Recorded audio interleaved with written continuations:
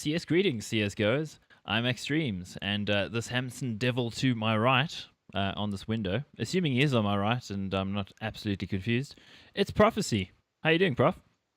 Yeah, it's good. It's late on a Tuesday night, so it's the first time we're going to be doing this. Hopefully, it can continue.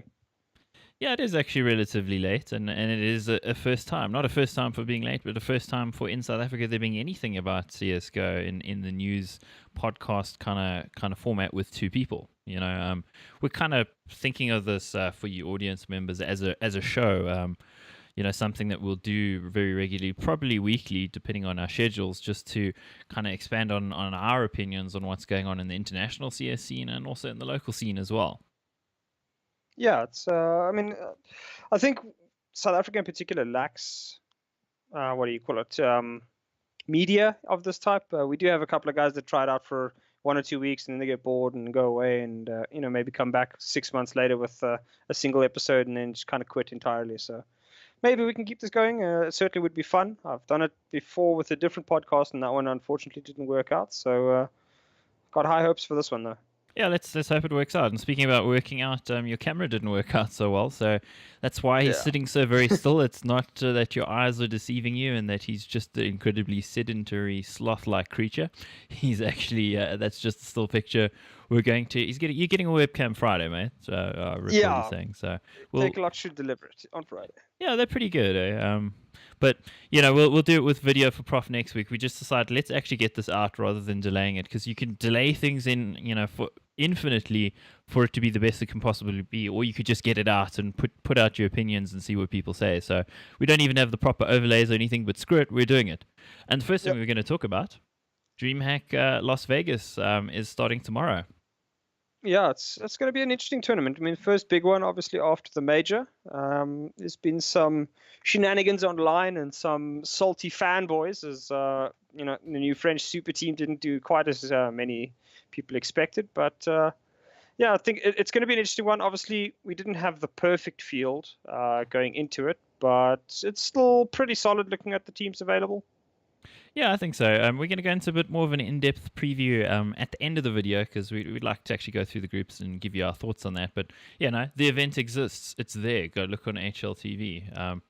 Other stuff that's happening, well, in terms of events, there's IM Katowice 2017, which I believe you actually casted some of the qualifiers for. Yeah, you could say. I attempted to. It wasn't the most successful cast. I'll be honest with that. I don't think you're going to often make the front page of Reddit for success as a caster. So was it for shitness? Yeah, well, I mean, I think a lot of it had to do with the quality of the stream, which was unfortunate. Oh, it was a toilet stream from an Indian dude in India, right? He's Pakistani, actually. Pakistani, okay. Yeah. No, he's pretty good, but I mean, he was coming off a fairly rusty period, a fairly, what can I say? He said himself that he hadn't cast for a couple of months. So, perhaps not the best game to start off with. Also, I wasn't very experienced going in. So I'd say it was just, a whole storm of things that didn't quite work out. And it just ended up being the perfect storm of terribleness when we eventually got to it.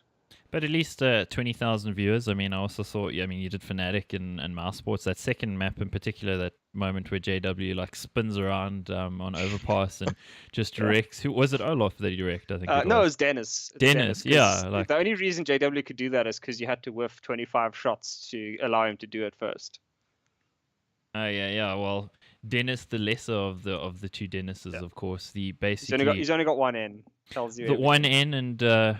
Not that much aim, basically. But yeah, he got absolutely wrecked, and I recall you guys absolutely lost your shit. You're in some highlight reels from that, because your action there was fantastic. So, I mean, of course, one of your first CS casts to over 20,000 people, pretty awesome. But of course, a lot to learn, and of course, we want our viewers to learn a lot through this. So we're going to talk, and something I just want to say for the viewers as well is that guys, Prof actually knows his shit very well when it comes to CS. He's one of the most knowledgeable people, despite being a Dota caster. He's going to get into CS this year, and I'm really excited to see his progress. and I think it can only get better. So we're going to do this. It's called CS:GO Deeper. It's got a slight sexual connotation. I've got like a pointy thing in my face as well, and the title Deeper. So yeah, and it's Valentine's Day, so there's all sorts of connotations for you there. But mostly it's about going deeper into Counter-Strike. Yeah, a little bit of extra knowledge hanging around, I think, is good for everybody. It's there's a lot of, like I said, there's not a lot of this kind of content in South Africa for any of the esports, and I think CS:GO is one that's crying out for it. Yeah, there's a lot of people that want the information but don't know where to go for it. Absolutely, CS fans are very good at crying as well. So. That's no, you haven't seen Dota fans. Oh yeah, this is true actually. I'm on the Dota group, so I have a little squiz every now and then and go, oh wow, I want like the level of toxicity is literally giving me a disease or something. So yeah, wait until you one day you research the whole gift dietide. I know meme about this actually. Yeah. No, let's not talk about that. Yeah, it got excessive, but yeah, I mean, I think let's just focus on CS:GO for this.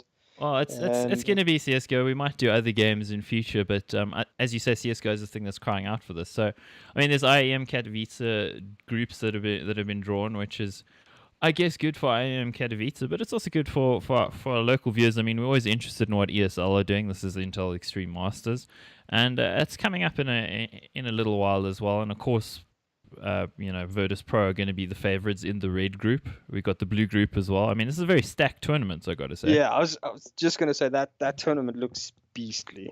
I mean, I don't know how many other teams you could have taken out and put in there in that. I mean, maybe the weakest team is Cloud9. Yeah, I'd say the weakest team is undoubtedly Cloud9. I mean, this is also coming from the fact that they won ESL Pro League in Brazil not too long ago, but since then they didn't qualify for the major and they've been dumpstered repeatedly by Optics. So. Yeah, I mean, that's what's going to happen if your entire game plan revolves around Stewie getting insane amount of frags and Automatic just somehow holding the line, 7 out of 10 rounds. Yeah. Yeah, it's just like... You can't operate against all odds forever. Yeah, that's not a strategy. It's like, oh, our two best players have to go ham, then we'll win. Okay, that's what G2 did, and they didn't do much better, even, despite having even better players. Well, I mean, they are of course not there, which is a little surprising actually, considering it's this stacked. But NIP are another team. They're there in the blue group. They're also another team where it requires two players to basically go absolutely ballistic, while everyone else sort of just does whatever they do to actually win. And we again saw they didn't qualify for the major either, despite winning 3 tournaments in 2016. I mean, what a crazy world we live in. Yeah, I mean, the thing is, NIP's that whole thing about whether or not Forest is going crazy, because like when Forest goes crazy, they tend to win tournaments. It's not like they just roll over everybody. It really just seems to be that they change something up, and the whole team's like re-energized. They win the tournament, and then they're crap again. It's just like, guys. Yeah, it's always get a new player in to re-energize them. That seems to be it. It's a new coach, it's a new player. It's some like element that changes, and that seems to inspire Forest to actually do something. Yeah, but I mean, like the other thing is, I've seen so many people like saying that they should kick Pitt, I think is how you pronounce his name. I don't think anybody actually knows how to. But like, why would you want to kick Pitt? He's like the second best player. It's like Forest, Pitt, maybe Get Right if he's out of the slump that he was in. Exist, and then Freiburg. Like, kick Exist, kick Freiburg, and maybe you can do something with a team. But I don't know. NIP is, I think, committed to like the Virtus Pro style, but they're willing to swap out the fifth the whole time. Yeah, the expendable fifth. Good luck, poor fifth who joins NIP, who's going to be swapped, because it can't be Freiburg like absolutely sucking that's causing the team to lose, right? I mean, from what I've heard, actually, that's why Twist didn't ever want to join NIP. Twist was extremely highly rated. 2014, highly rated. 2015, highly rated. He's been offered the spot of the fifth since Fifth Laren got dropped, and they've replaced every player. Every single time they go to him, he's just like, no.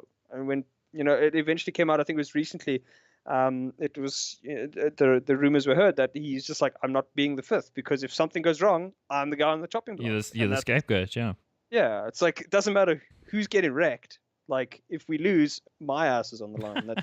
That's just, I don't know. I think that's a really crappy way to try and do things. Yeah, and of course, I mean, when Freiburg does have a decent performance, like for one tournament this last year, he actually did okay. Then it's like, oh, the king is back. The king of banana is back. Well, I don't know. You're eating some special bananas as a Nip fan if you think that's going to be consistent. But taking it back to Twist, he was of course in Fnatic for the major just a few weeks ago.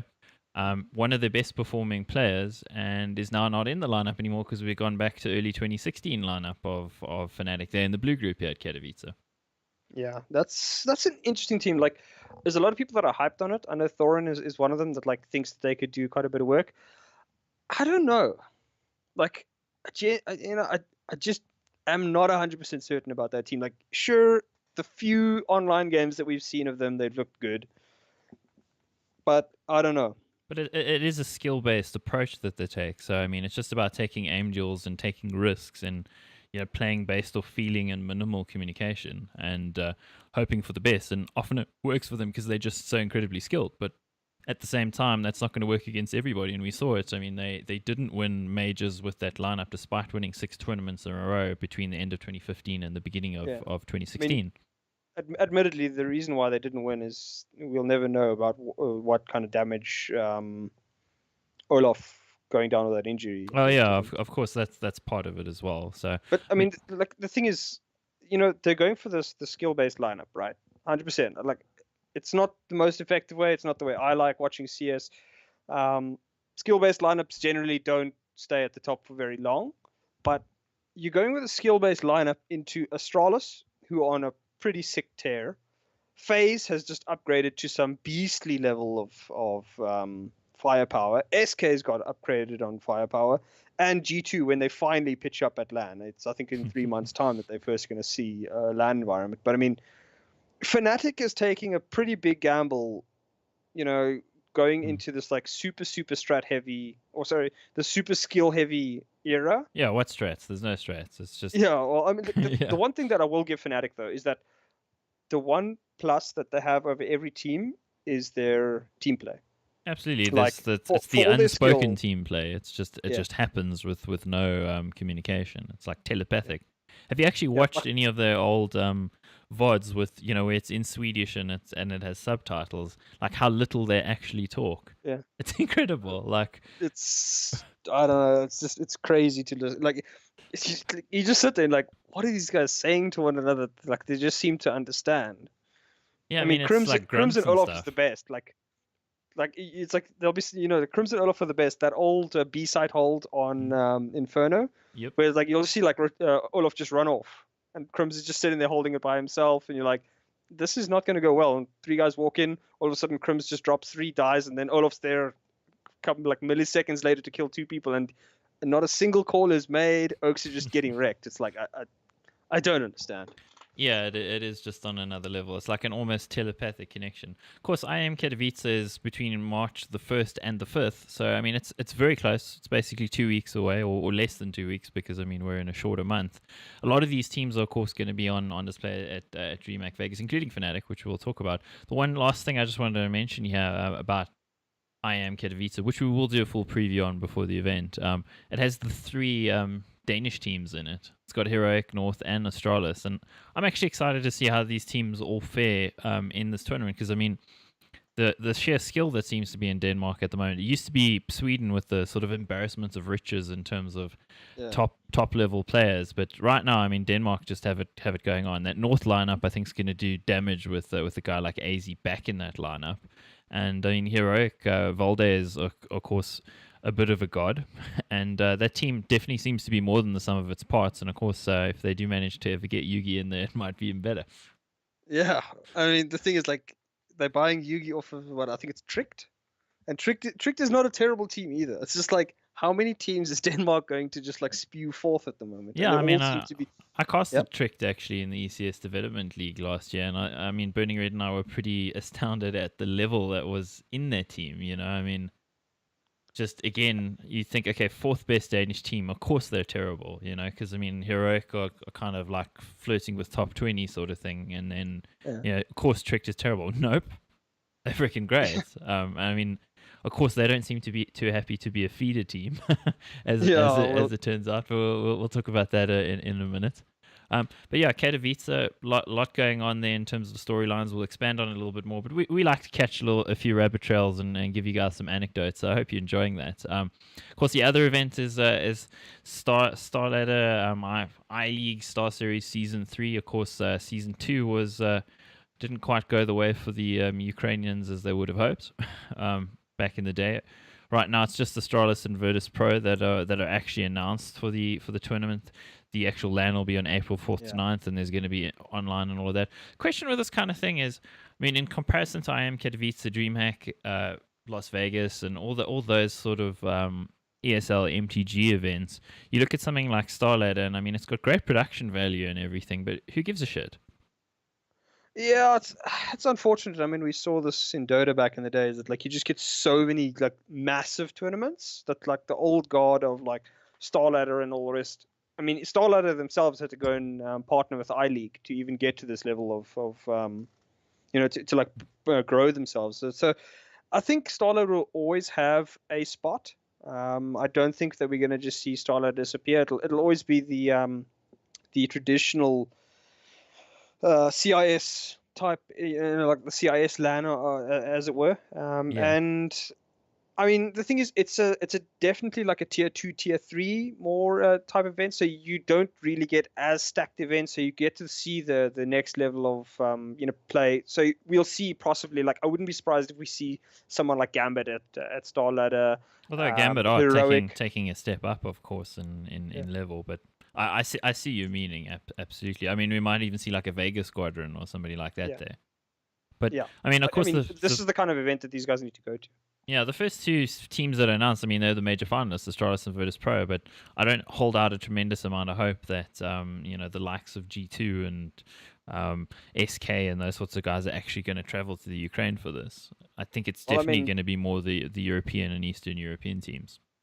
I mean, the thing is, like, those invites, I mean, if G2 actually wants to play on land, look, again, we don't know anything about this event other than we've got 2 invites and another 14 teams are going to be there. I mean, that's it. But G2, I think is it 3 months, I think, until they play on LAN? So it's a couple of months. I think Star Ladder might be I think Star Ladder might be their first opportunity. So if they're invited, they actually have to go. They should. I mean, they really should. That team is obviously, I mean, it's all old heads, but it's under a new structure, different leadership. And of course, NBK being there in G2, he's also going to be somebody offering a lot of input, whereas, I mean, obviously Happy disregarded a lot of what NBK had to say, but he's one of the more tactically astute Frenchies. He's not just the sort of CZ Tech 9 Rush kind of guy like the rest of them are, mostly. So I would think that they would have a little bit going on tactically, but again, we don't really know. Obviously, Shoxy's style is basically very aim heavy. He puts himself in situations where he can succeed, and I mean, you saw when he's going absolutely crazy, when Scream was going crazy, that team was unbeatable, but that's not sustainable. Yeah. So yeah, I mean, it also depended on RPK going ham to a degree, and when he dropped off, then like it doesn't matter how much those 2 carry, they'll never be able to. Well, I mean, you're tied to an anchor named Smiths. Let's be honest, and you have another player who's just like, okay, well, sometimes he's good, sometimes he's not. Of course, that being Body, he has made it into the new G2 lineup, and I think he shows promise because at times he actually also went ham himself, but he was kind of in the RPK mold of being that inconsistent as well. So let's hope being in this environment, he's going to actually bloom under it. I mean, the thing about Body is that like he's a young player, so he will take all of the terrible jobs. He will be that guy that's like, mate, you need to run in first. But why? Because you're gonna die, but I'm gonna get the kill. And that, like, like when you are that like you're playing with Shox, you're playing with Kenny. Yeah, like, it's almost, I will die for you. I will die for you. Yeah. Mon Dieu, monsieur, I will die for you are the god of CS. Kind of vibe. I mean, offer that spot to any player in South Africa. I guarantee they take that without a second thought. What? South African players playing a supportive role and not trying to be the star? What? What universe are we living in? Yeah, all 4 of the players in South Africa that play like that. Yeah. Anyway, moving on. We'll get to that eventually. But of course, StarLadder $300,000 prize pool. So again, it's a lot of money to us, but on the international scene, it's actually pretty small, especially if you consider to the next lot that we can mention, which would be ECS Season 3, which is of course the Face It thing. This is actually sponsored by Twitch. Twitch is actually a partner in this event. That's why you could actually watch it in 1080p 60 FPS as the first CSGO tournament that actually did it. And the prize pool was just like an unbelievable amount. I think they gave away over the first 2 seasons $3.5 million, which is huge. Yeah, but that includes That includes travel, the travel and all the way. obviously. So there's a lot of douchebaggery when it comes to the exact. Yeah, exactly. figures Well, I that they mean, we pay know now. that with Telkov and such, 1.5 million. But if I add all the things together, it actually comes to 1.3. But it's 1.5. Okay. that sort of thing. But I suppose every tournament organizer wants to make it. What is a little bit interesting, better. however, with ECS is, I mean, it was part of the reason why the PEA was pushing so hard for, this is the Players Association in America, which was trying to basically get their member teams to not be in ESL Pro League, and the reason for that is because the ECS model allows the teams to actually take a profit share. So the teams actually make some money aside from just the prize money. They also make a share of any profits. So basically they were trying to take that model and say, okay, ECS we'll keep playing in ECS, and we'll start our own North American league along the same lines, because this is a great idea. We can actually make some money, and I got to agree, it is a great idea. The way they went about it probably wasn't so great, but the actual model of ECS and the Face It model, I think, is really great. Probably superior to ESL Pro League. I think ESL have a little bit more money backing them in general in terms of their production and all of that. Yeah, I mean, unfortunately, I think a lot of that just came down to like the players choosing the devil they knew, as opposed to the one that they didn't. I mean, Yeah. there's no knowledge of whether the PEA would have been, their league would have been a success. Could have been a success, could not have been a success, but the players weren't willing to find out. So it's a pity. Yeah, it's I think always, more competition in the space is good, especially for the tournament organizers. Because it forces them to raise their game, and they got a bit neutered by that, giving ESL a lot of purchase power now with what they can do. It's players chose us type deal. Yeah, it's a little worrying. I mean, I mentioned it earlier. MTG, the parent company, owns both ESL and Dreamhack, so they have basically a monopoly on esports, and people don't realize it. But I think that's something we can go into in another vid a little bit more. So ECS starts pretty soon. The development league follows the open online qualifiers, which are between the 18th to the 26th of February. I casted the development league last year. It's quite nice to be able to cast like Godsent and Tricked and Heroic and Flipside and these sorts of guys. I mean, it's a cool opportunity if you got the time, but of course, ain't nobody got no time for that. But if you are an aspiring caster, you probably should do it. It's open to anyone. So again, that question of opportunity. Well, I mean, ESEA, ECS, you can pretty much cast whatever you want. They make the GoTV IPs available, so you can do it. And definitely something for newcasters to look at. Absolutely, yeah. I'm trying to see when the LAN actually is. I don't think it actually. It doesn't show just the online qualifiers, but I mean those are. Yeah. There's 2 separate qualifiers for both Europe and North America. And of course, ECS is Dan and James. That's DDK and Bardolph, probably my favorite casting combination that there is. So, I mean, it gets a little bit crazy when you start seeing them at like 4 o'clock in the morning casting the American side, where they've been casting since like 4 in the afternoon, like solidly. Then they're not quite so entertaining then. But yeah, it's a hard life, eh? Yeah, well, I mean, anybody that wants to be a caster, it's something that you accept. It's like when you get those days, you look at the day, it's like, okay, I got a 14-hour day of work ahead of me. It is a Saturday morning. I'm going to end it Saturday night. So I have maybe half an hour for lunch and some, smoke breaks in between. But otherwise, I am casting solidly the whole day. Yeah, I've been there as well. It's not easy, especially when you know that you were just casting for the past several days in a row and you worked. And now you're casting the whole day Saturday, whole day Sunday, and then you're doing it again on Monday. It's like fuck my life. I'm sorry. It becomes just that like, it's just terrible. It's like it's like you wake up on like a Wednesday and you're like, wait, what day is it? It's like, is it Monday again? Please don't tell me it's Monday again, because I don't want to start this week all over.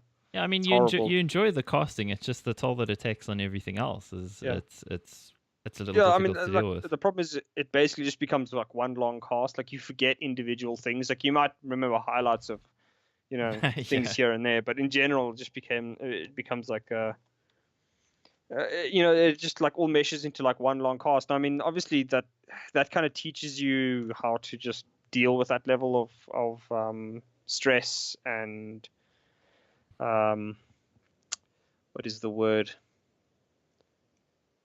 Well, I guess it's just trying to come up with something to say the whole time. Because the Yeah, thing is, also, I mean, I found it really difficult, for instance, the GGC Masters last year, where, continued technical pauses had to find new ways to say, well, this team needs to now think about what they're doing and reevaluate it. And, I mean, you just come up with so many synonyms to the point of like, okay, well, there's really nothing else that I can say about it. I think I should start juggling babies and chainsaws to gather attention because that's going to be more entertaining than what I'm saying.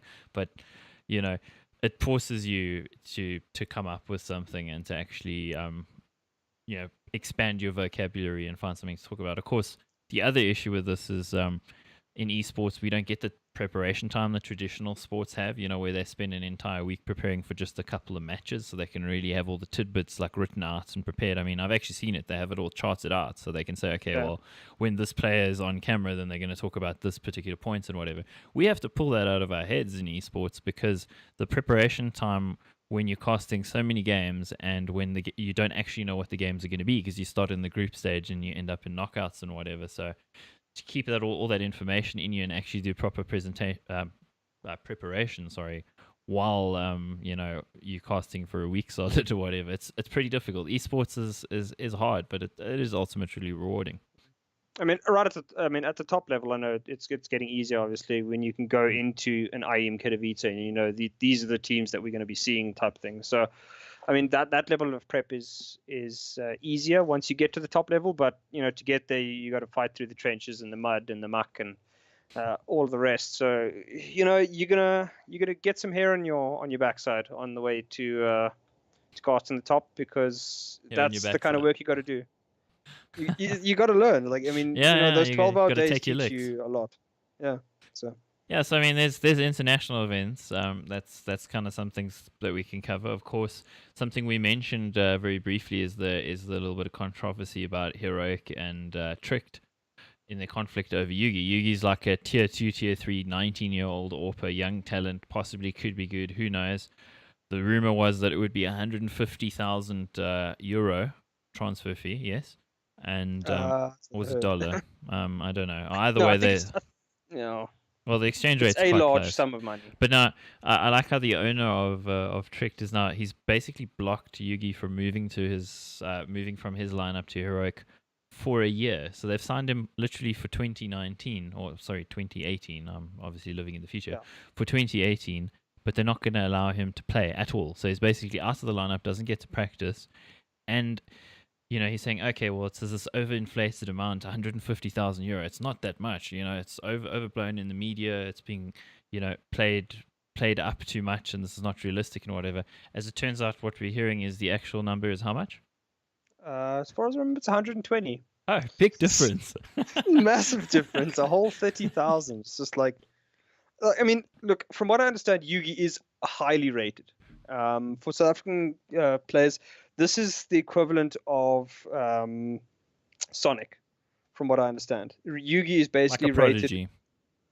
I wouldn't say prodigy level, but like he's one of the next three players that could hit the level of a device at the moment. Mm. Like people are like, this guy is one of three that could be the next device. It's him, it's Valde, and I think Nico, the Yeah, the younger Nico, the not the old heroic, one.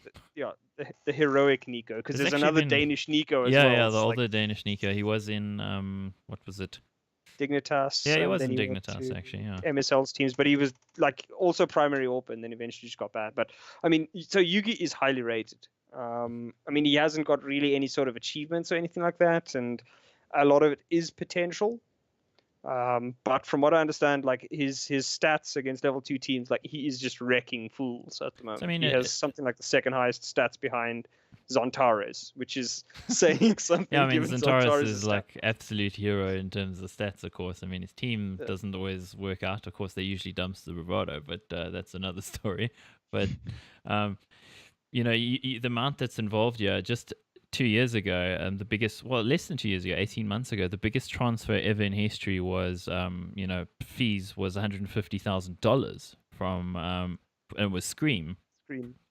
What was it? It was from it's the current phase lineup. I think it was then Gamers 2 Yeah. to Titan. Like, Yes? yeah.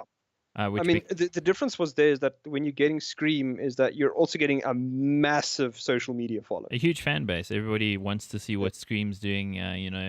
They know me for my one taps, buy my mouse, kind of my final mouse kind of vibe or whatever. So yeah, you make a good point. Yeah, so I mean, like you could maybe justify that kind of cost, but an unknown player. Yeah, like Yugi. I mean, what is his following? Well, I guess he has a following now because everybody's like, "What the hell is going on?" But well, I'll just search it quickly on just Twitter to see if we can find it. Do we get lucky? I don't know. Maybe Yu-Gi-Oh is on Twitter, and it's going to confuse your results a little bit there. Who knows? But yeah, I mean, talking about. No, I don't see it. Oh, anyway, talking about transfers. Of course, now the actual numbers come out on what Nico's buyout from Mouse Sports to FaZe is, and it's absolutely destroyed all other transfer fees. Apparently, I mean, some numbers as high as $1 million were being spoken about, which clearly is unrealistic for a CS:GO player at this stage. But it just shows you how valuable the best players are. It's $500,000. Yeah, it's crazy. I mean, if you think about what the FaZe bought the old G2 lineup last year for $750, the whole lineup, and that's all those star players. Yeah, now you're buying just Nico for $500. So what does that say to the other players? Like, I mean, you guys are worth $750K. Of course, you had shitty ass old Fox in the team at the time, but I mean, look, the thing about Nico is that his buyout was obviously massively inflated because he is like the superstar of Mouse, and as soon as you take him out of Mouse, the whole just whatever that lineup was just sort of crumbles in on itself. I mean, Oscar's pretty good, Chris J is pretty solid, but I mean that lineup was literally just it's like literally just that is just Nico's lineup. If you take Nico out of it, the whole house of cards collapses. So I could understand Mouse putting that high of a buyout. Apparently, from what I understand, it originally was 1 million, but they obviously got beaten down to about 500,000. I mean, it's still. But I mean, that's still just ridiculous levels of money. How far has Mouse Sports fallen from being a team in 1.6 that was one of the dominant teams in World Counter-Strike to now basically having a bunch of shitters in Nico? And maybe you could call either Chris J or Oscar not a shitter at times. But, I mean, literally, Dennis and Speedy, how the hell are they in their team? How are those are literal freaking boat anchors attached to his legs. What kind of hold did Nico have over those players in the org that they were the guys not getting dropped when Chris J is getting dropped or Nex is getting pushed out? Like, how does that even make sense? I mean, it's hard to make sense of the whole like mess. Yeah, I mean, there was also that whole thing where I think Nico didn't want to play in a roster that didn't use English, so that basically told Gobby, thanks very much, mate, for all of your skill, or for all of your in-game leading, but we don't need you. And then they just bounced like their longest tenured players. Like, what? Gobby is a legend of Counter-Strike, and look, I mean, he didn't do so well with NRG, but now look at the new lineup Big that he's in, and Nex ex Mouse Sports as well, and they are arguably better than Mouse Sports. And the argument, scene. I mean, the thing is, the argument was always that like Gobby doesn't frag very well. Yeah, but you got Dennis and Speedy. Like, if you trade out one of those for Gobby, I guarantee the team looks at least a little bit better. I mean, like literally, if they had kind of like a 1v1 competition between Gobby, Speedy, and Dennis, like Gobby would like wipe the floor with those two. And I mean, he's not a heavy fragger, but not at all. I don't know, man. I don't know, man. Like Gobby, I've at least seen him able to clutch occasionally and stuff like that. But I mean, Speedy and Dennis. Speedy's going to be the in-game leader now. What? Well, he's going to be the in-game leader of what exactly? I mean, Oscar, guarantee you he's not staying in that mouse lineup for very long. I mean, Chris J, he's probably taking the ticket to America, I would assume. Like, I don't know anything, but like, if I'm Chris You J should. right now, You should. if I get offered that ticket, I'm taking it. I mean, statistically, he's also been the best player on their team, better than Nico. Because I mean, Nico's sort of toxicness that he sort of spirals into. I mean, you see it at the tournaments where he's raging and going crazy. I mean, the kind of stuff where, oh, what was that at E League where you could audibly hear him shouting "Shut up" to Chris J when Chris J's trying to talk on camera. It's like, Yeah. how toxic is that? I mean, the guy's like heads in his hands. He's like losing his shit the whole time.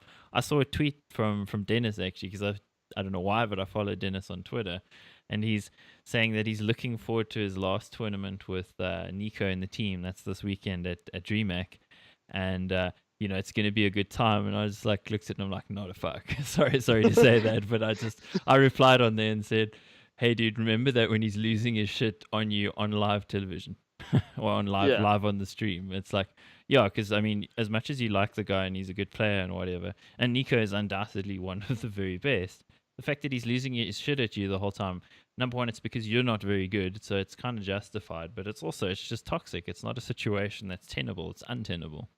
Yeah.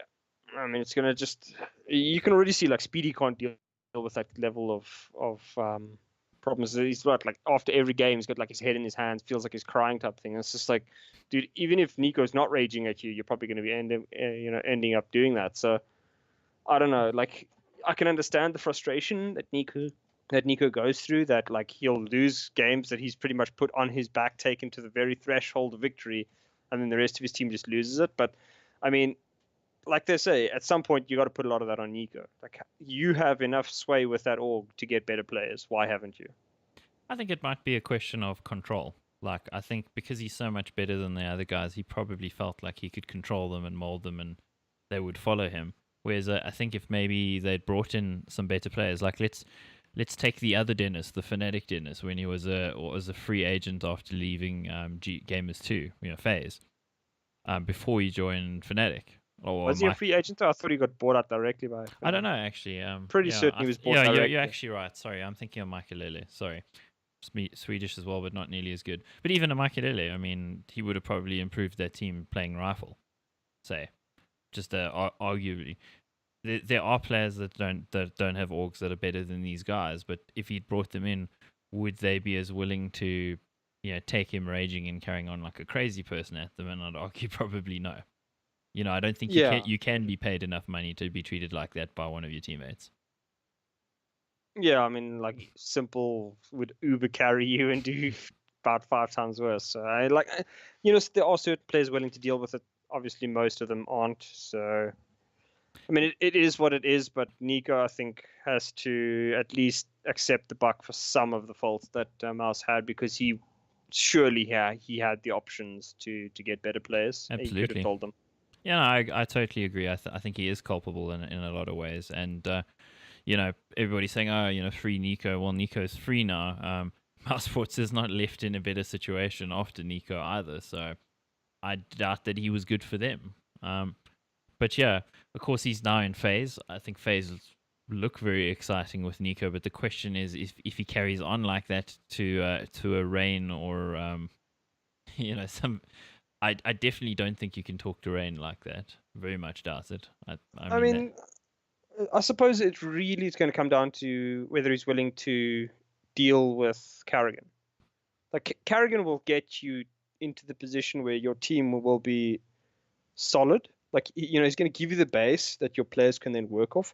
If Nico can work in that system, FaZe can work. I don't think they're going to win tournaments, at least not with any like regularity. Maybe they win one tournament the whole year at best, in my opinion. Yeah. If the system works, but it's at least going to Nico. It's not like the entire world is on Nico's back and he has to like drag you to victory. You know? Yeah, that's the thing. So I do agree with you there completely, Mr. Prof. I think that's definitely going to be the case. I don't see them being like a top 4 team. Maybe they'll surprise us. I mean, Carrigan is an astute leader. The question again is, so far we've never seen these like skill only teams aside from Fnatic, for a while, and aside from Envious for a very short while actually work out. Usually they flash in a pan. I mean, look at FaZe when they were Gamers 2. They actually did pretty well at Dreamhack Cluj-Napoca, finishing in semi-finalists, and everybody said, "Oh, look, this roster's coming of age, and they're going to continue with these good results." And last year they were terrible for most of the year. So clearly, you don't have any longevity without a good in-game leader. The question is, can Nico work with a good in-game leader? Yeah, that's the thing. I mean, there's obviously the discussion is that when you've played under your own power for so long, can you deal with a person telling you what to do? Yeah, It's like, I guess time will tell on that, eh? yeah, it's certainly going to be something interesting. That's actually, I mean, he only joins after Vegas though, so Yeah, which is a shame. Phases, yeah, I mean, Phase is playing with JKM.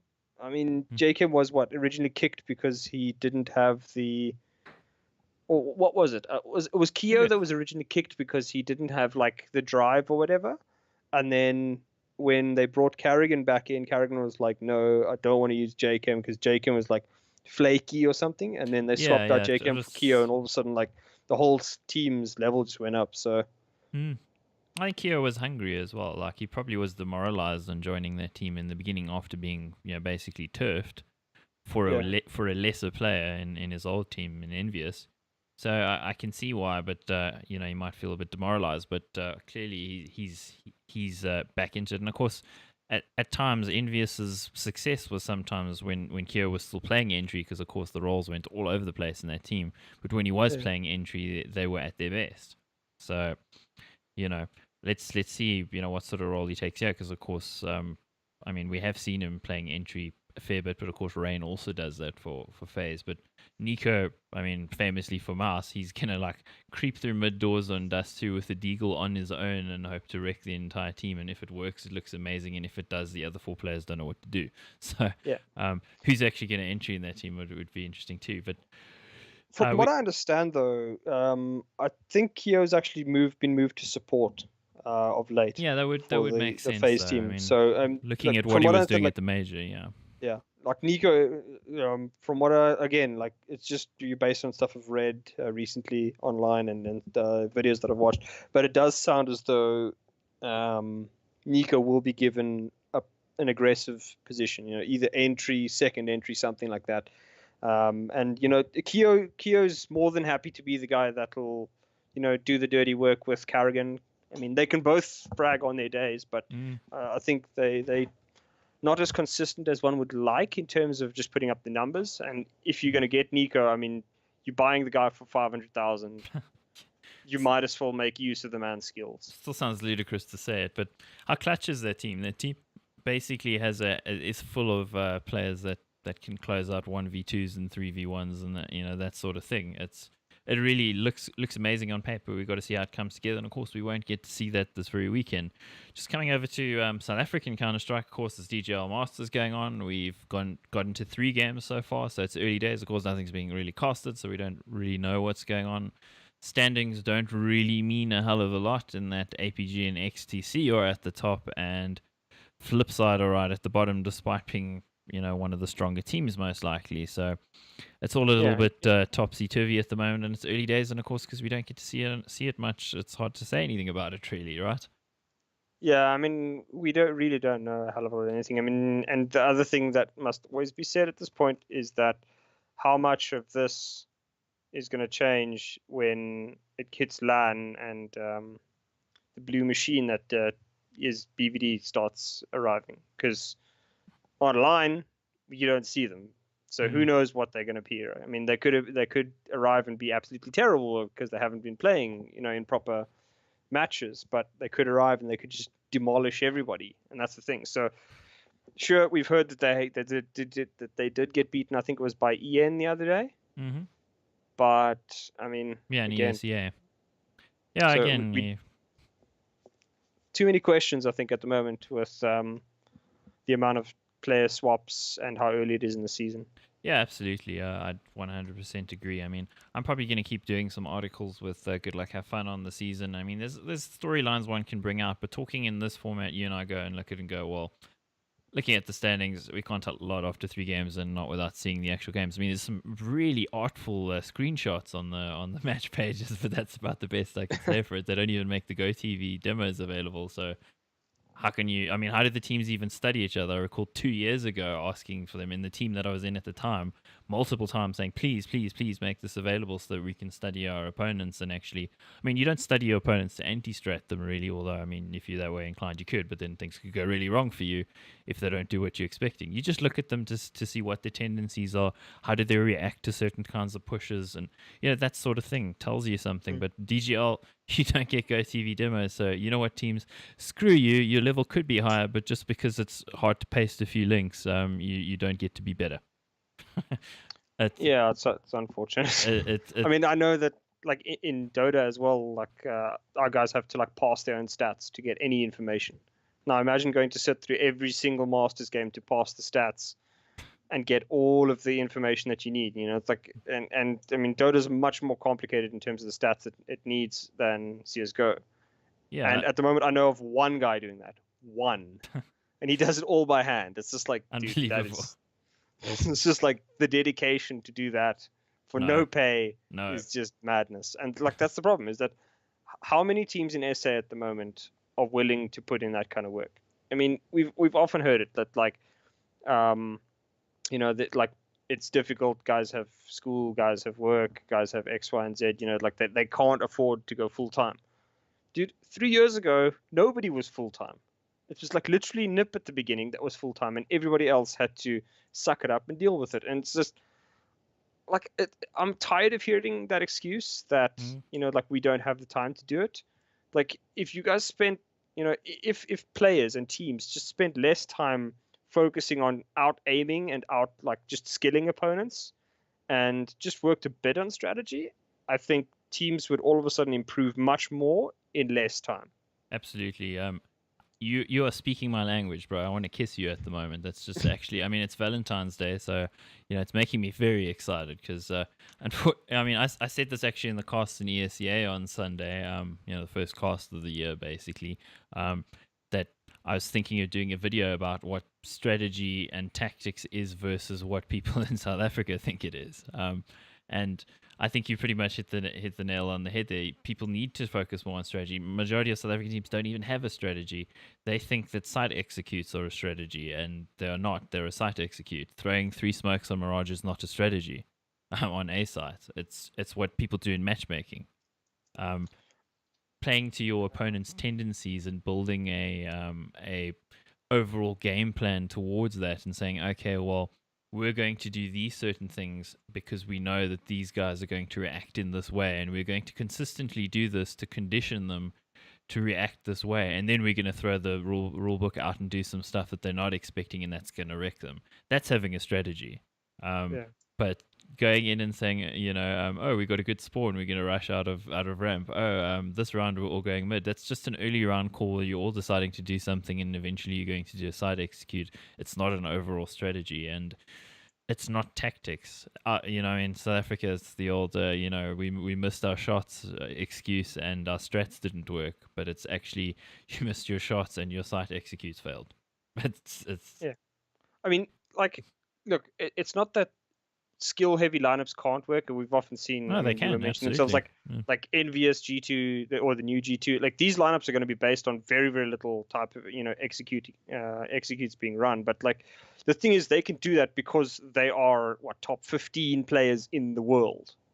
They're going to be hitting shots that mortal men are not going to be hitting. Yeah, exactly. And look, the thing is that like strats are not going to beat a team that's so far ahead of you in skill that it's just like unreasonable, but they can give you the edge that Absolutely. you can at least be consistent, Well, and like the thing is, you want a perfect example, go and look at goals, right? Goals at the highest level look like absolute dog shit, as it were, right? Why? Because he's basically a miniature version of Freiburg. He's being sold out by the rest of his team because he's not getting flashes, he's not getting smokes. He basically has to run in and check 5 angles and hope that he picks the right one, and then like maybe he doesn't get wrecked. So he was going through a personally terrible period, in terms of his play. It certainly didn't help. Now he's getting wrecked on top of just having a dip in his play, Yeah. and the team is not helping him. The team is not setting him up to succeed, and it just comes down to it makes him look way worse than he is. You put him on flip side the other night, he's landing double kills like it's a joke, He was and a that's the god problem. almost. I mean, Yeah, he like was, that's the thing that annoys me about South African players in pretty much any game, is that because they become like a big fish in a small pond, that they don't want to get better in any way. The Dota players, and people used to hate me about this for saying that the BVD team was just so much better. It's because those guys and White Rabbit eventually, when they came up last year and the year before, they were like, you know what, guys, we're not playing in SA. We don't play these teams because these teams are a joke. They go play European servers. Obviously, the ping is a bit more livable in Dota than it is in CS:GO, but they go and play teams that are going to give them a challenge, right? Because you can't just sit there and just beat him with raw skill. No, he's going to be doing something stupid and just wreck him like that. They actually needed to be. They played better teams and got wrecked very often in Europe, but they understood what they needed to do to win. And unfortunately, CS:GO pings don't help, but I see it too often. Players just they run in and they're like, dude, I'm just going to wreck this guy. I'm going to run in and one tap him. Yeah, and what happens when you play against a guy who's not going to let you do that? the guy it's who's just that 0.3 seconds faster than you. Yeah, it's like when you play these teams, pretend you're running up against Sonic or old school Detrony or some, someone's going to take your head off as soon as you do something stupid and give him that opportunity. Don't let them do that. Rather, you don't want to be fighting Sonic in a one-on-one deal. He's going to kill you. You want to be flashing him so that when you run around that corner, he's doing the flashbang dance. You just shoot him in the back. Yeah, no, I agree with you 100% there, man. I mean, that's exactly the issue that I've had as well. I mean, I even come from realizing that scrimming other teams, when I was actively playing, was almost useless, because what would happen is it would turn into this thing of where both sides are trying to win instead of learn anything. So, you when you're both dropping your dicks on the table, metaphorically speaking, and going which one's bigger, that's not solving anything. It's not good practice. It's a bad mentality in South Africa. We don't have enough supportive players. We definitely don't have enough in-game leaders or tactical minds. And there's too many players who want to be a star and who want to take these crazy aim battles, and not enough who are actually willing to think about it a little bit more, as you say, and approach it more cerebrally and go, I'm going to flash this guy out. I'm going to use my utility. My teammate is going to set me up so that I can succeed. And I mean, a prime example is, Bravado, obviously, in some of their players do actually set each other up well, but Goals, for whatever reason, he was literally being hung out to dry. And I mean, I mentioned it in a previous video as well. It didn't look good. And the team definitely takes as much responsibility for that as the fact that Goals had poor form. So, it's something that in South Africa we need to get out of. Of course, coming back to ESEA action, we mentioned F3. F3 beat WRG pretty easily on stream, of course, and we had Aperture versus DC, which unfortunately was interrupted by some of the DC players DCing. So they actually lost a little sooner than they might have otherwise. Maybe they even could have won, which was a bit of a shame. But again, early season there, and there we've got Energy on top with 5 wins and 0 losses, but I'm pretty sure there's been a couple of forfeits from some of the lower teams there, where some teams have only played one game. So still very much early days. Nothing you can really take out of that. Of course, something that we can take to you is today, Mega 8 announced that there would be a CSGO tournament called the Mega 8 Autumn Cup 2017. I don't see any mentions here of sponsors or anything. I know their previous event, the Dota event, was sponsored by MTN, correct? Yeah. I think MTN was the in-name sponsor. Yeah, which, I mean, of course, the backing on this is Kagiso Media, which is a huge company. So Mega 8 is a thing, and it's a coming thing. 16 teams have the opportunity to battle it out in qualifiers for a paid place in the main event, and I'm assuming paid place means expenses paid to actually get there. So that's hashtag progress in South Africa as well. Yeah, it's it sometimes happens, but it usually doesn't. it's the same thing I was saying earlier. It's just more events. So I'm extremely happy to see something like this. Obviously, we don't actually have any information. You're saying autumn is like, well, you've got 3 months to pick from. That could be autumn, but I mean, it could even be March. Some people think autumn is March, but yeah. I mean, yeah, I mean, it could be March, April, May kind of vibe. So we have to see what it is. But they put on a pretty good tournament after Beetle saved them at the previous Dota event. You know, Beetle came in with his cape, flapping in the breeze to the rescue on the Saturday, and suddenly the production was good. Yeah, well, I mean, think let's just leave it at that. But yeah, it wasn't the best of starts, but I think they have obviously learned that like you can't half-ass it when you're going into events like that. So I mean, it's obviously good news for the CS:GO side. You don't get to be the test subject like Dota was, but I mean, screw you, Dota. It's a lot of work for teams coming up. I think obviously with 16 teams, it's going beyond the Masters, so you're going to get a couple of teams that maybe spring a couple of surprises, and those are the kind of events where you need to make your plays happen. You can't sit. Yeah. Yeah, well, sorry, just to interrupt there. It says 16 teams will battle it out in qualifiers with their main event. I'm assuming the qualifiers is going to cut it down to 8, hence the name Mega 8, I guess. So I would assume it'd be 8. So, I mean, 16 teams, I assume there'll be some invites there. I mean, it says qualifiers, but they're going to be invited to qualify, I'm assuming. So there'll only be 16 teams in the qualifier. So that's definitely going to root out a lot of guys who otherwise might like to play. So I'd like to see how that's handled, because that could be interesting. I recall some guys trying to create controversy at ECL about who was invited and who qualified, but really there was none. So I assume that there will be none here as well, but it'll just be interesting to see who actually makes it. Yeah, I mean, like I said, it's obviously with the 16 teams, you're going to get you will get at least one surprise, I think. It's really just, can those teams get deep enough into the tournament that it actually makes a difference? Because a surprise to like maybe knock out, let's say an EN in the second round, sure, then you get to top 8, but you actually want to do damage on LAN. It's all very well making noises online, but it's still random, of course. I mean, it's online. There's no opportunity to prepare for the Gucci boys or for Ventus Red or something like that. I mean, the thing that I worry for a lot of these Masters teams is the fact that probably the bottom 3 teams are probably not really any better than the top 3 teams in Prem Division. So there's every likelihood that a Ventus or what are they called? Name is escaping me now. Who are the other newbies? There's XD, but they're actually not terrible. There's VNR. Mythic, I think, is qualified. Well, I mean, let's just take a quick look. It's Pulse Gaming. Pulse was the other one. Pulse was the other one I was looking for. I mean, they haven't fared well at all, and they were one of the better teams in Premier last year, but they were also one of the teams that other Premier teams could also beat. So, I'm sure like a Mythic could beat them, or I mean, some of the lower like academy teams like WRG Aspire and stuff are good enough to beat some of the Masters teams, and that could be pretty embarrassing for them if it happens. Yeah, definitely is going to be quite an embarrassing situation if you lose to some of those teams. And like the thing is, like I said, you can get much better in a shorter time by just learning some strategies. Yeah, because I guarantee videos on YouTube.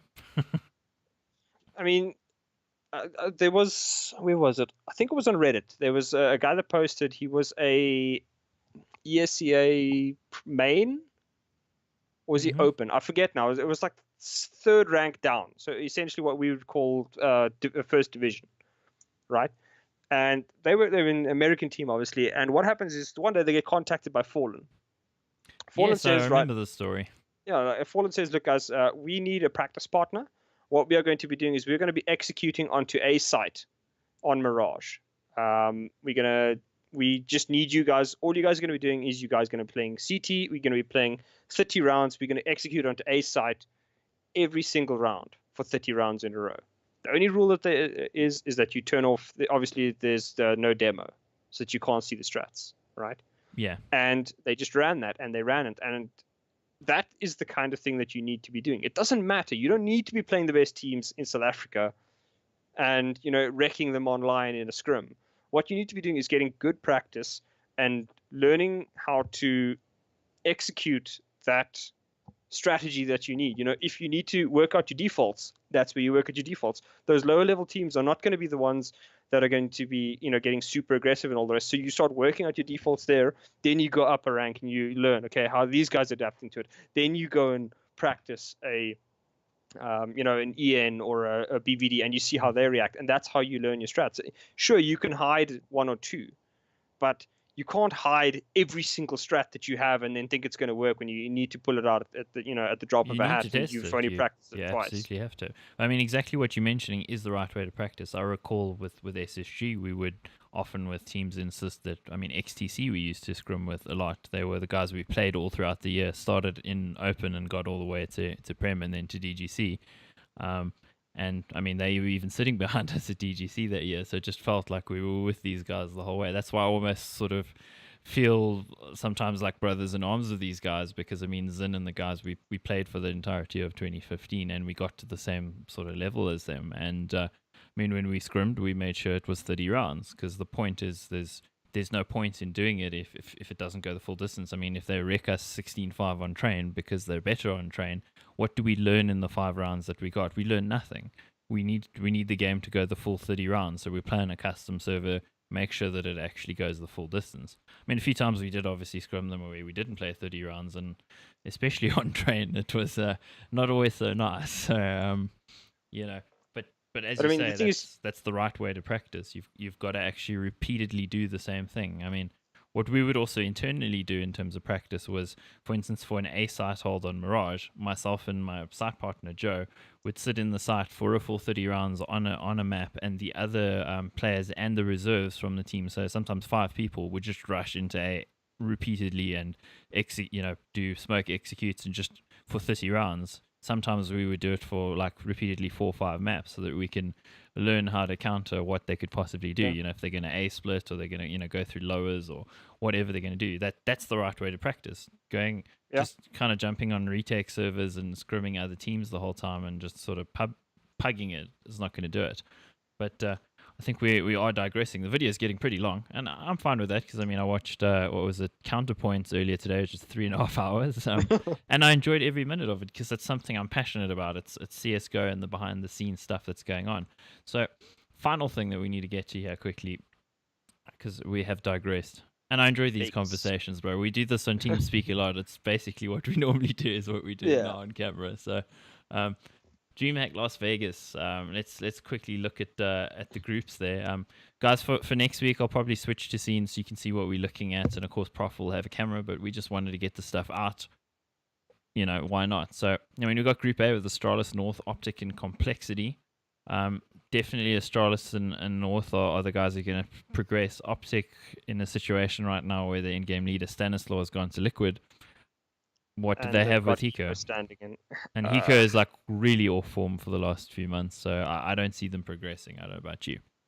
Like, the only chance they have here is, I think, against North. I mean, you were mentioning AZ going to North is obviously an upgrade in skill, but the problem is too many cooks, I think, might be an issue here. MSL has never really had this level of skill to work with. He's always, it's like he builds a player and then he gets taken. He's probably like, geez, I don't know what to do with all this kind of thing. Yeah, and that's the issue, is that like Rubino was a fantastic support player, and now you're swapping out a support for a guy that used to be a star. Hasn't been for some time, and it's going to be a test of MSL. Can he convince AZ to be the support?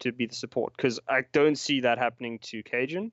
And if you mess around with Magisk and config right now, that's going to ruin that team. So sucks for you, AZ. You got bought out. You're probably going to get a fat salary, but now is when we learn whether you're willing to suck it up and be like play that crap role that you're going to probably going to be like a Zipix role, basically. I mean, if we use the Zipix is actually a perfect example of what AZ needs to do right now. Zipix originally came up as like the next Danish star, like this beast this beast player that could carry the whole game, and he got converted into a support because that's what the team needed. So maybe AZ can do it. He certainly does have the skill. Does he have the mindset? I think is really what's going to decide it on North.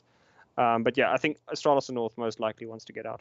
Yeah, Group B, of course, Virtus Pro, Fnatic, Gambit, Misfits. I can only see Virtus Pro and Fnatic going through. Gambit definitely have the upset potential. I mean, Hobbit has shown and Nadren are both incredibly skilled players, and Zeus is a good in-game leader, still continuing with that slow style that he pioneered with Navi, between himself and Starix. And they did great at the major. It just depends on what Virtus Pro shows up here. I don't think Fnatic, with the skill that they have, are going to get beaten by Gambit. But Virtus Pro, I mean, they got beaten online by Yeah. Kingwin. They've been beaten on land by Kingwin. Virtus Pro Yeah, are famously sketchy after majors, so I'm a little worried for them. and super sketchy early on in the tournament as well. They it's like they're not guaranteed to get out of the group here.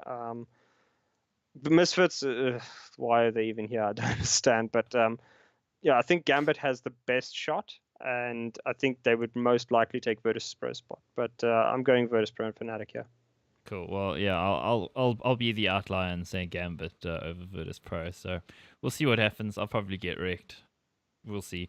Group C, SK, Nip, Cloud9, Tyloo. There's actually quite a lot of skill in that side. Of course, Tyloo against Western teams. I mean, they have some interesting setups, particularly on their CT sides. They do some weird things that according to the way Europeans play. And they got skill, but that lineup's been in great turmoil with some of the players being kicked and then being brought back, and then who knows what's happening there. Cloud9, I mean, they're basically in pieces. They need to really pick themselves up. Nip as well. I mean, again, we spoke about Nip extensively. Nip and Cloud9 are basically in the same space there. So I mean, yeah, they're basically like the mirror image of one another across the Atlantic at the moment. SK, I think they're going to dumpster all of the other teams there. They've got Phelps, of course, who's replaced FNX. They had Fox during the major, who was the stand-in. They're going to have to adjust their setups a little bit. I mean, Phelps was a star player for Immortal, so how he's actually and he was also a great, he was just a lurker. FNX is like more of the late round clutch role type thing, although clutch is not a role, so please don't. It's more, don't he played a more passive, supportive role so that he was alive at the end of the round almost, is kind of how it seemed to be structured. Whereas Phelps is more of like an aggressive lurk. But I mean, the question with this team is they've got Fur already, who already is basically the guy who roams around and just gets aggressive and does crazy pushes and somehow pulls it off. So can Phelps do that as well as Fur? And what the hell is Fur going to do if Phelps is going to do that? I mean, again, obviously, if anybody's watched the Counterpoints episode, they talk about like Fur's already gone from being numero uno in SK to like number 3.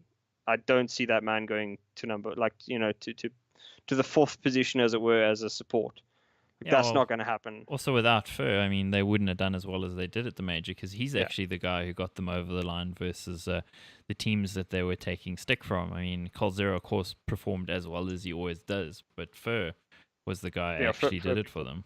So, and they needed it because, I mean, Fallen was going to pieces with that start that they had where they were trying to help out Fox, and then they were just eventually like, okay, Fox, your ass is, your ass is a support right now. Fallen needs to do something, because if he's not doing something, so that was a necessary change, and obviously SK did much better for it.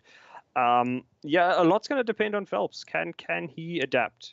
Because SK is going to put him in that system, and if you don't work in that system, well, they're going to find somebody that will eventually. But it's going to be like, I don't think this group is as clearly SK favored as I think you put it. I'd say they're more. I'd put them at about a 60% to win here, which is pretty solid. I mean, if Nip goes ham, maybe they beat them. I don't see Cloud9 or Tyloo taking out SK, but I think Nip's the only reasonable one, depending on what kind of mood Forest rocks up in. Because if Forest is Forest at the major qualifiers, then SK is going to do some obscene things to Nip on that at this LAN.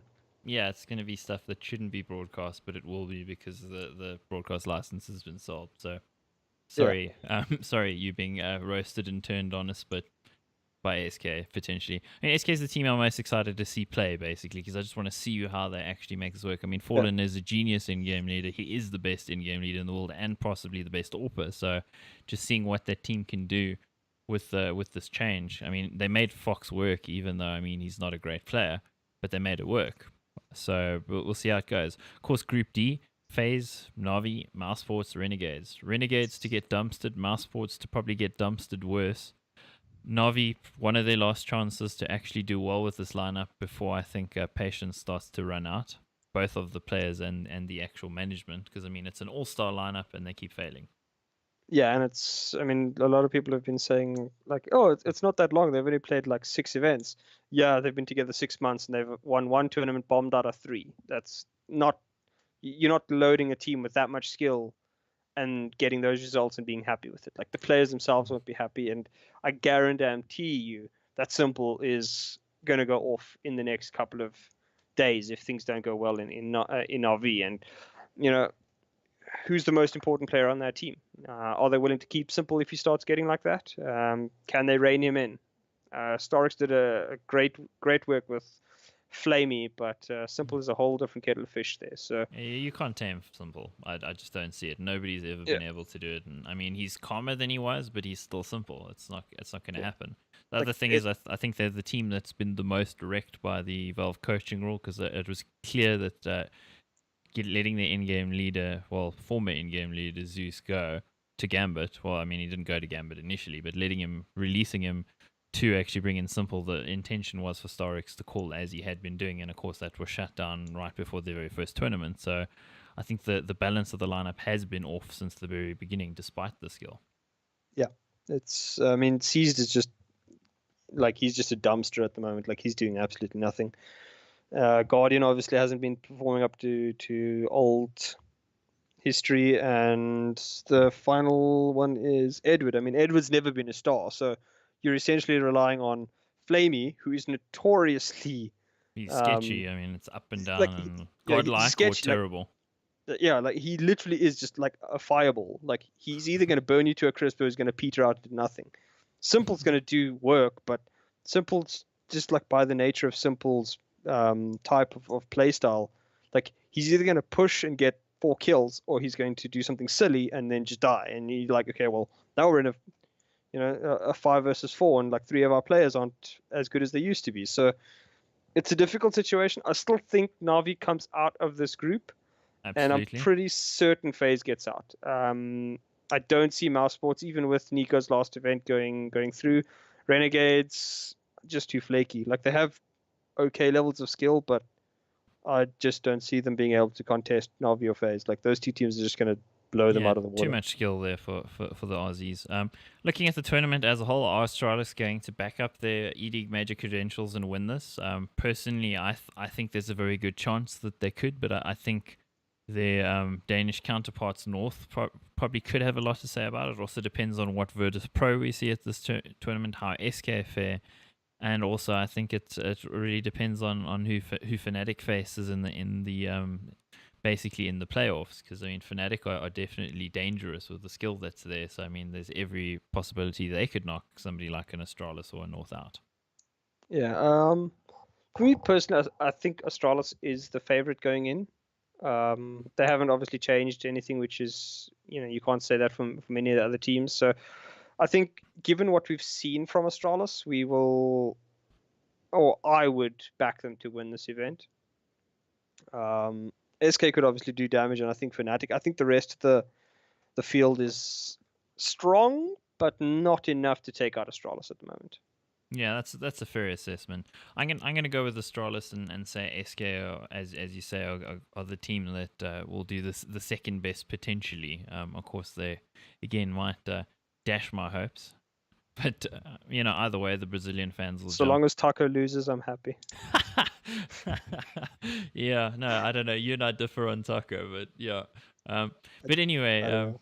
before we open that can of worms, this has been a long hour, probably a little bit over an hour, in fact. So thanks guys for joining us. We're going to keep doing this. It's a CS:GO news show. It's our opinions. It's the way we feel about things. Obviously, we've majored on international results, and that's probably where it's going to be for now. But as events pick up in this year for South African CS:GO, we'll definitely offer more insight on that, and obviously as more things get broadcast we can also talk about more. So that's where we're going. So any parting words there, Prof?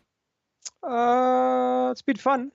Hope to do it again, and maybe next week I'll have my cam, Yeah, my we webcam. we want to see you looking either more beautiful than this picture or less beautiful, depending on how gracefully you've aged. Yeah, it's unlikely that I've aged gracefully, Yeah, it but does. It it's doesn't gonna be fun. happen. But hey, guys, No. this has been CS:GO Deeper. That's Prof. I'm Extremes. Axe out.